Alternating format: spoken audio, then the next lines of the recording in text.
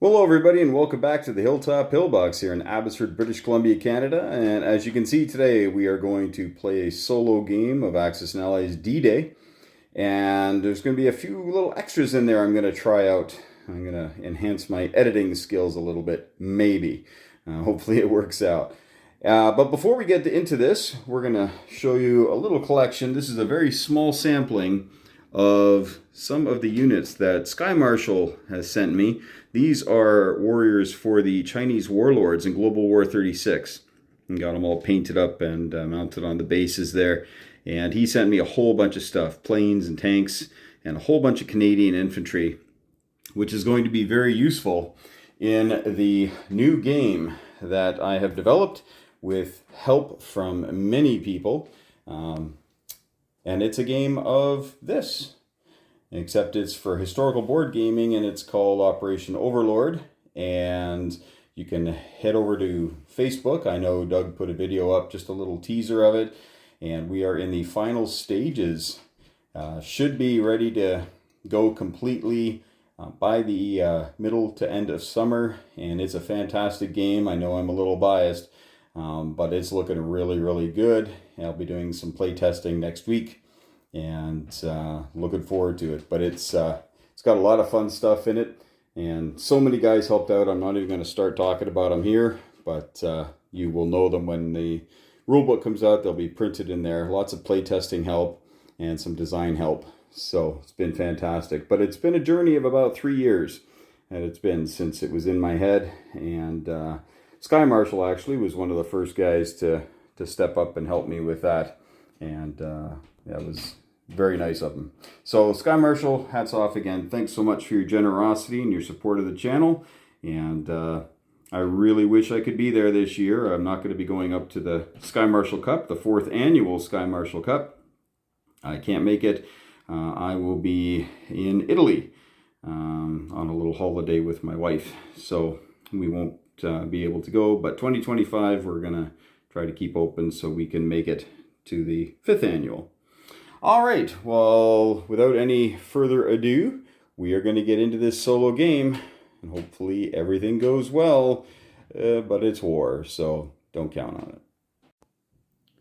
All right, round 2, and there were some, shall we say, explosive moments in this first round. So we're just going to do a quick flyby here, and as you can see, the British have done quite well getting ashore, and yeah, unfortunately they did lose 2 tanks to the blockhouse fire, so that kind of stunk, takes the wind out of their sails right off the bat, but they were able to come ashore here. The airborne did some good work, and here you have it. This is what we have left over. I did put 3 fighters here in Rouen. No, 4. But I ended up with 3 because the anti-aircraft that starts there actually shot one down on the first round. And I am usually loath to do something like that, but I thought, we'll give it a whirl. And now I know why I am loath to do that. A little bit of a back and forth here on Juno. Canadians had a bit of a rough time of it. And I decided to try to get in between here with the German units, and worked somewhat. We had 4 hits on the blockhouses though, so that was nice. I was able to soften up Omaha a little bit. But as you can see, it's been pretty disastrous for both sides, and that happened on the Axis turn. Not many hits by the Germans on their defense, but when they went on the attack, they got 4 hits, and the Americans got 3 on the return. And yeah, some pretty good stuff happening there. Utah, of course, not quite as congested as Omaha. And the Germans are...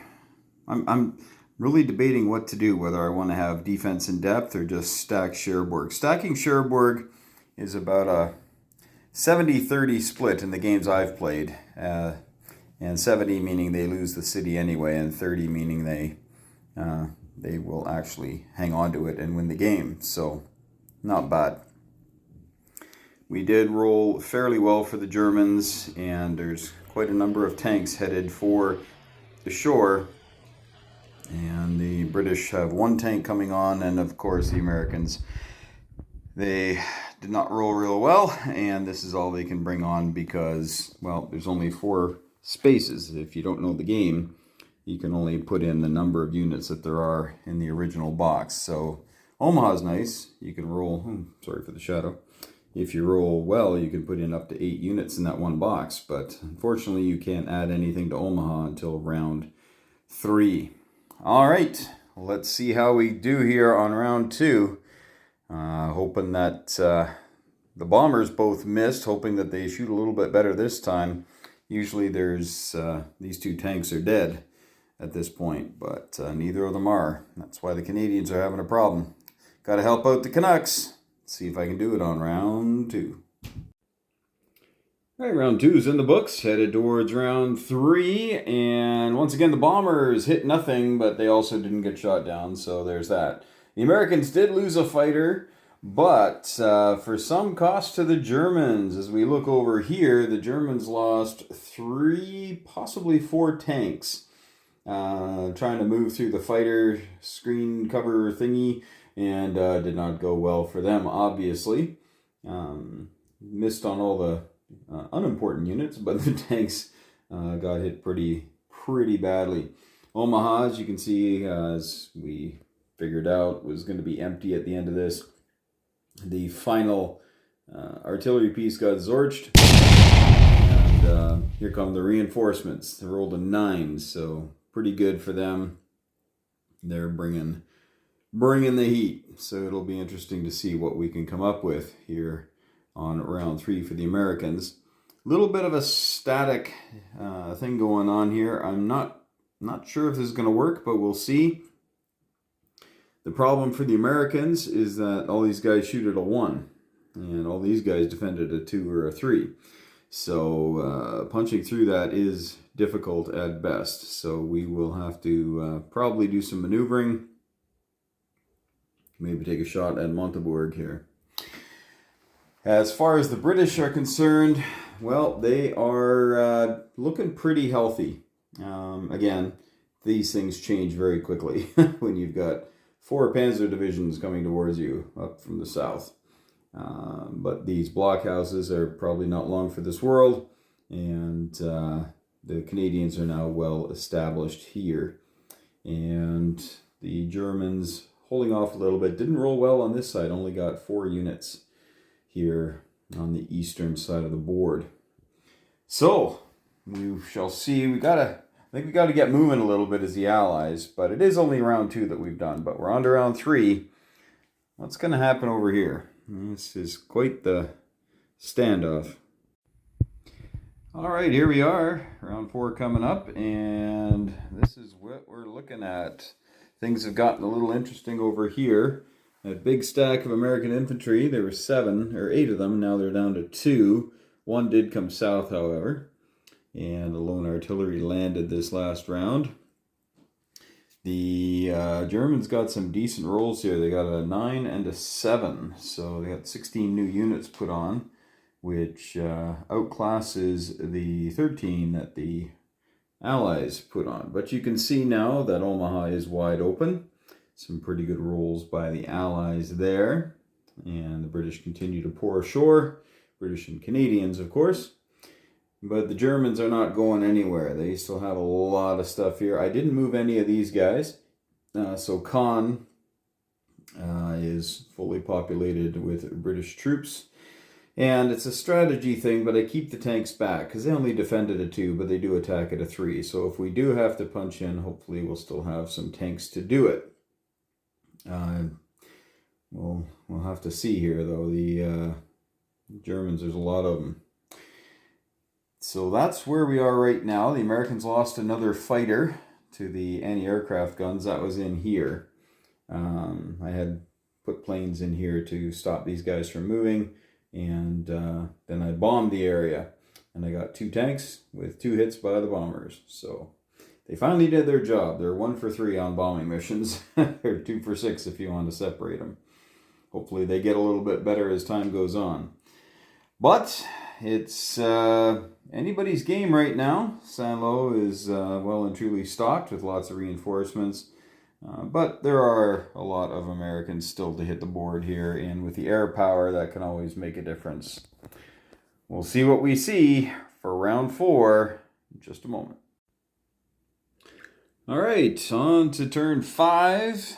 Turn 4 saw a little bit of destruction, but more maneuvering than anything.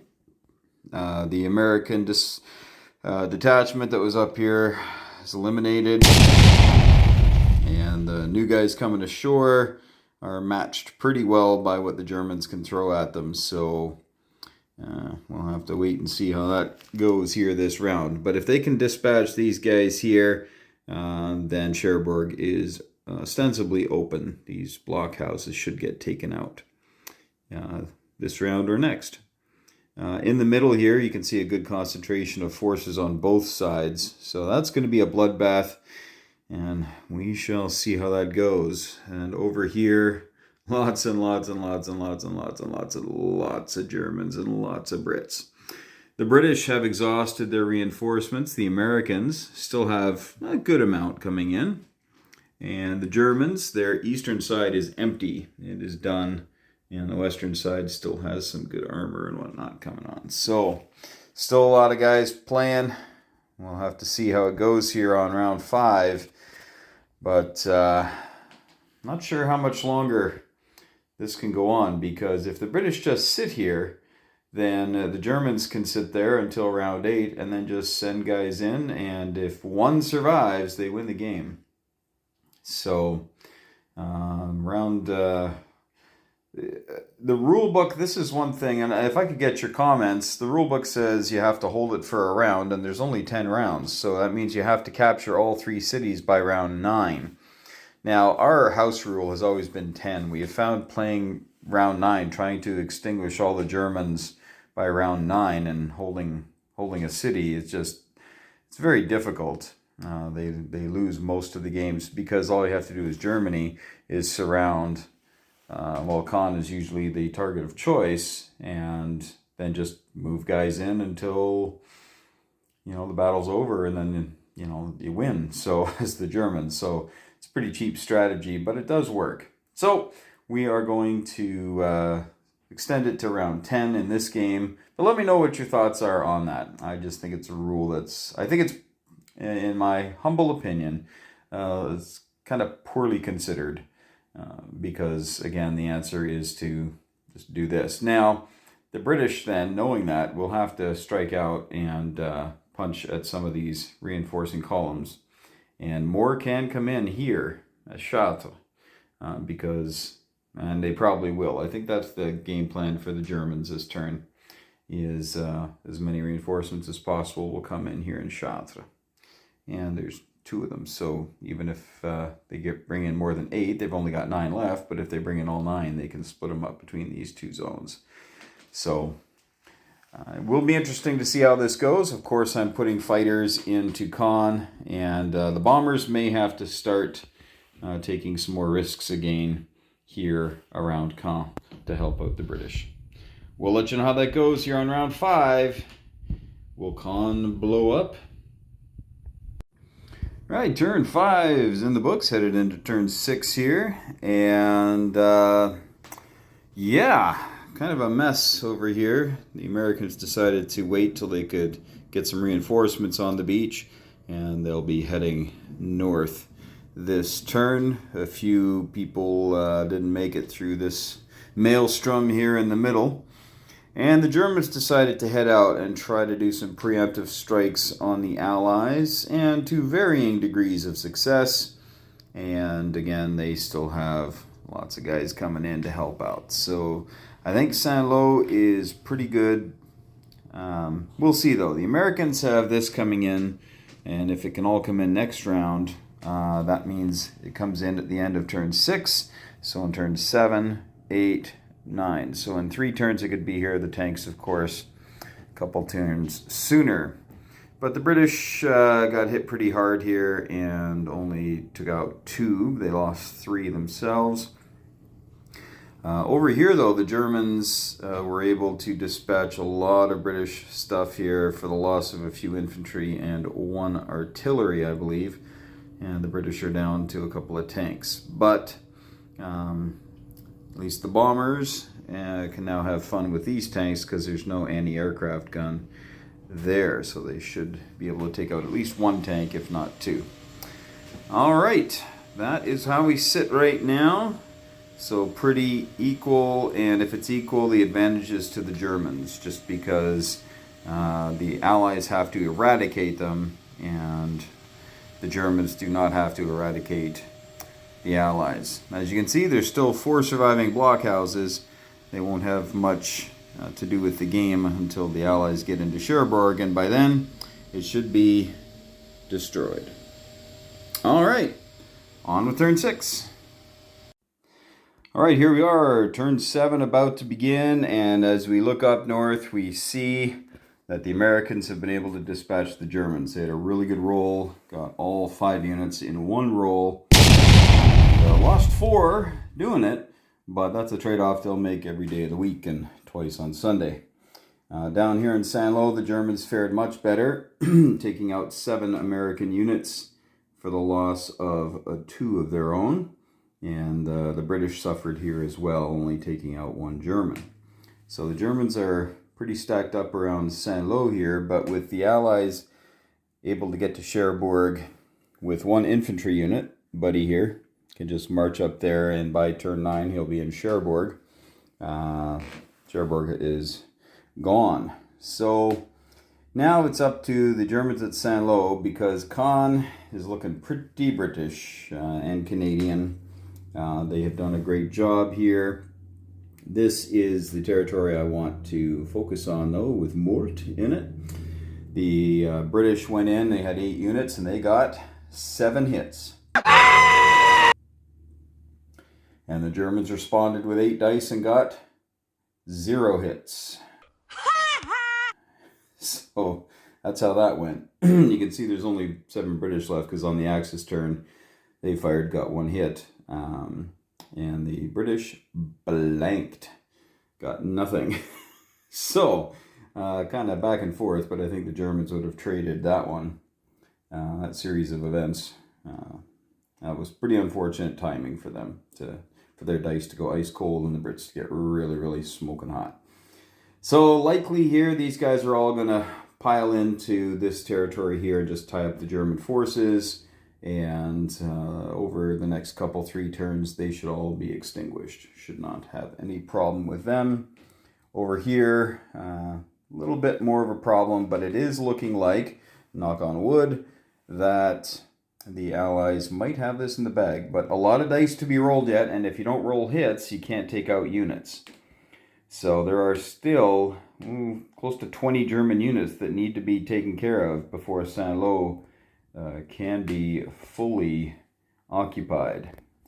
That could be a tall order, but we shall see. All right, well, some decent developments going on here. We'll show you what Saint-Lô looks like.